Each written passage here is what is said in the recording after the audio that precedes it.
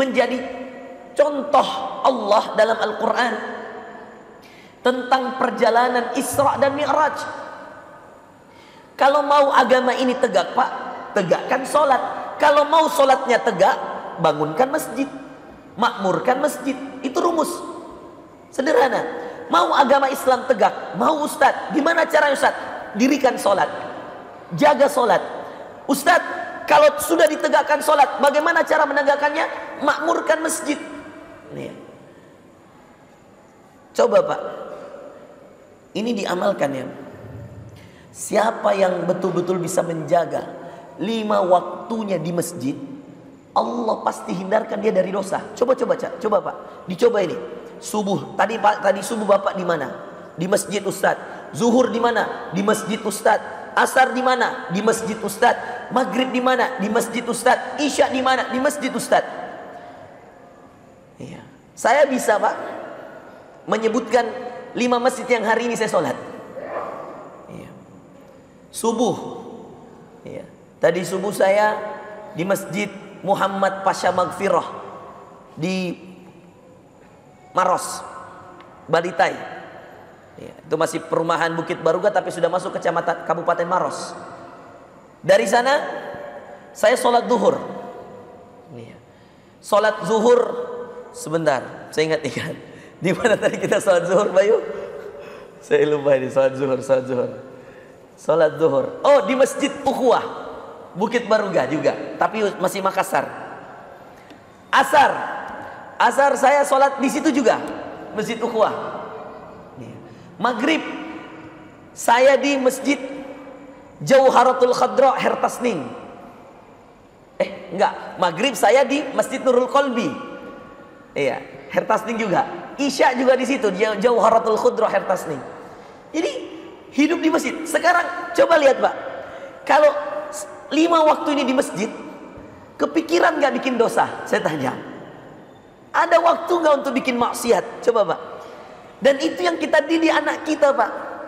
Makanya ya tabe ini ya, Prof juga tadi sudah cerita bahwa beliau sudah ke Jogokarian. Saya sama Ustadz Dasat sering diundang ke sana Pak.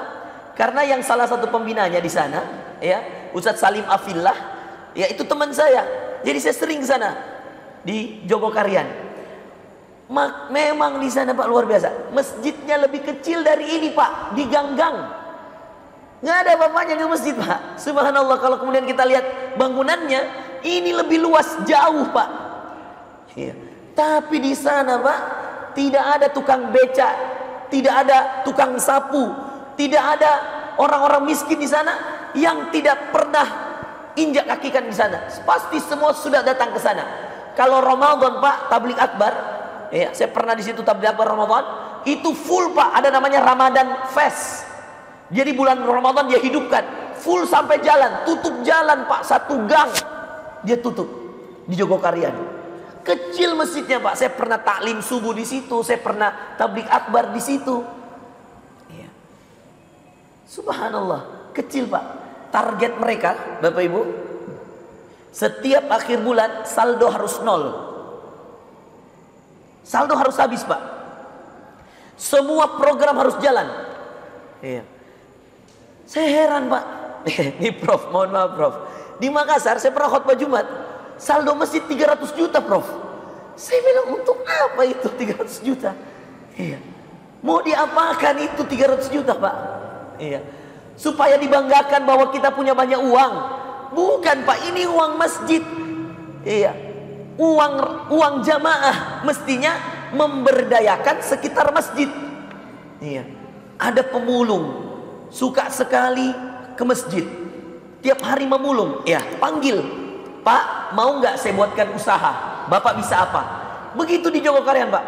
Berapa Pak orang miskin jadi menengah di Jogokarian, yang penghasilan 300.000 per bulan, dikasih modal, dibimbing, dipanggilkan pembina mentor bisnis, subhanallah jadi 2 juta per bulan. Setelah 2 tahun jadi 5 juta per bulan. Padahal dulu 300.000 per bulan. Siapa yang selamatkan nyawa mereka? Siapa yang selamatkan penghasilannya? Masjid. Memang masjid kan tempat beribadah, tempat bermuamalah masjid. Iya. Masjidlah kita ketemu Pak. Di masjidlah kita baku kenal. Seandainya tidak ada masjid, kalau ada tetangga meninggal, siapa yang mau sholatkan Pak? Iya.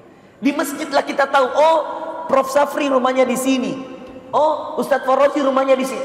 Kita kenal-kenal Pak karena ada masjid. Ibu-ibu ada majelis taklim. Kalau ibu-ibu tidak pernah datang majelis taklim, berarti ibu-ibu malas mengaji, malas kajian. Itulah kesempatannya ibu-ibu untuk datang ke masjid. Seperti sekarang, kalau ibu-ibu sudah tahu ada ustadz datang, ibu tidak datang, ibu rugi. Kenapa? Karena ibu tidak punya kewajiban sholat 5 waktu di masjid. Kapan lagi ibu bisa datang mendengar ceramah kecuali pada keadaan-keadaan kajian-kajian seperti ini. Makanya ibu-ibu, saya selalu anjurkan di setiap masjid, saya bilang, sudah ada majelis taklimnya atau belum? Belum, bikin, saya bilang. Karena yang paling penting sebenarnya belajar agama ibu-ibu. Karena mereka yang paling banyak berinteraksi dengan anak. Kalau ibu-ibu tidak punya ilmu, apa ibu mau jawab? Kalau ada cucu yang tanya, nenek sudah tahu begini, nenek apa itu mimpi basah? Coba, ada anak kecil bilang begitu sama neneknya. Neneknya bingung, mimpi basah nak, mimpi basah itu kalau kau bangun tidur kau lihat basah celanamu. Tidak begitu cara jawabnya. Coba, anak sekarang butuh ilmu Pak menjawabnya. Kritis anak sekarang Pak. Bayangkan itu, anak-anak sekarang yang sekolah di sekolah-sekolah Islam Pak, dia sudah hafal juz 30, neneknya belum hafal ad-duha. Anaknya, cucunya sudah hafal Tabarakalladzi biyadihil mulk juz 29.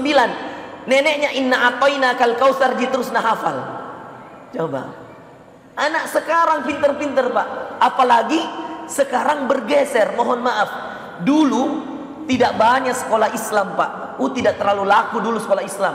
Paling-paling dulu saya ingat sekali tahun 80-an Pak, yang paling banyak, yang paling ada sekolah Islamnya itu 2 Ji. Kalau ndak NU Muhammadiyah, hanya itu 2 Pak. Kalau Muhammadiyah itu namanya muallimin, ada namanya muallimat kalau untuk perempuan. Iya. Kalau Nahdlatul Ulama itu ada namanya An-Nahdhah sekolahnya. Itu saja Pak. Sekarang Pak, subhanallah, setiap sekolah Islam yang punya sekolah Islam Pak, selalu saya tanya, dan mereka selalu bilang apa? Ustadz, tiap tahun kami menolak 200 orang Ustadz. Saya bilang, kenapa menolak? Tidak muat Ustadz. Jadi Masya Allah Pak, semangatnya sekarang orang untuk kasih masuk anaknya pesantren, kasih masuk anaknya sekolah Islam besar. Kenapa itu besar Pak? Karena dimulai dari kebiasaannya membiasakan anak-anaknya ikut TK TPA di masjid. Jadi usahakan Pak, kalau anak masih SD, pagi dia sekolah, sore dia mengaji di masjid. Makanya hampir saya boleh mengatakan bahwa wajib masjid itu punya guru ngaji, buka TPA. Bagaimana kalau di sini Prof? Sudah ada Prof? Sudah jalan TPA-nya? Masya Allah. Harus ada TPA.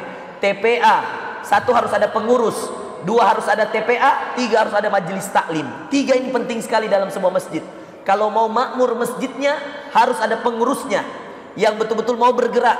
Yang kedua harus ada TPA-nya, TKTPA, untuk mengakomodir anak-anak di sekitar. Iya. Kalau perlu Pak, mohon maaf tidak menggurui. Seandainya banyak di saldonya masjid, lebih baik gratiskan. Iya. Tapi kalau misalkan Ustadz, kita bikin 2 skema, yang mampu bayar, yang tidak mampu gratis, itu juga boleh. Artinya supaya yang punya uang ini juga merasa bahwa ilmu perlu dihargai, boleh juga, tidak ada masalah. Yang jelas Bapak Ibu sekalian, wajib bagi sebuah masjid punya metode pembinaan untuk anak-anak. Itu menarik Pak. Dan kalau boleh saya usul Bapak Ibu sekalian, ini kalau boleh usul, sebisanya saja Pak. Kalau boleh saya usul, dibelikan komik-komik Islami, diberikan khusus satu lemari khusus bacaan anak. Itu menarik.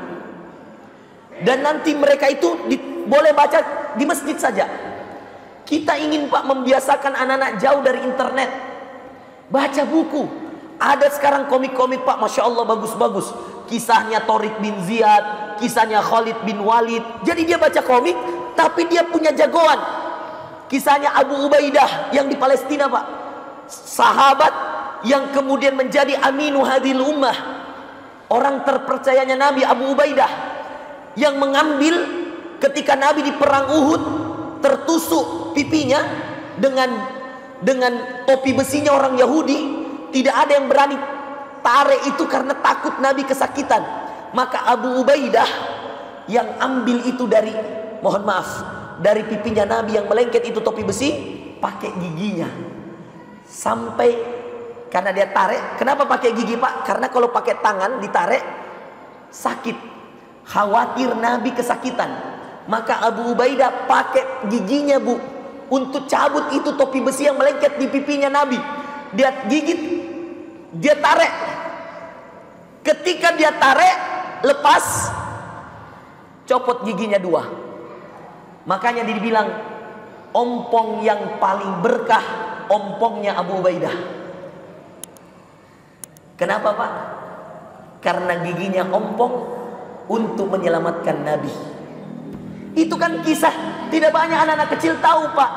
Kalau dia baca komiknya Abu Ubaidah, yakin saya, daripada kemudian dia mengidolakan, iya, siapa? Tidak jelas. Naruto apa? Tidak jelas.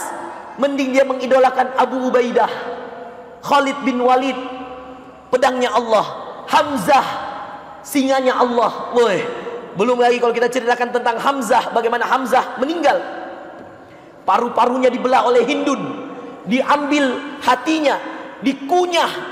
Bayangkan Hamzah, Bapak Ibu sekalian, patah tangan kiri, tangan kanan masih ada, patah tangan kanan masih ada leher, iya, kaki patah tidak masalah, singanya Allah, Hamzah.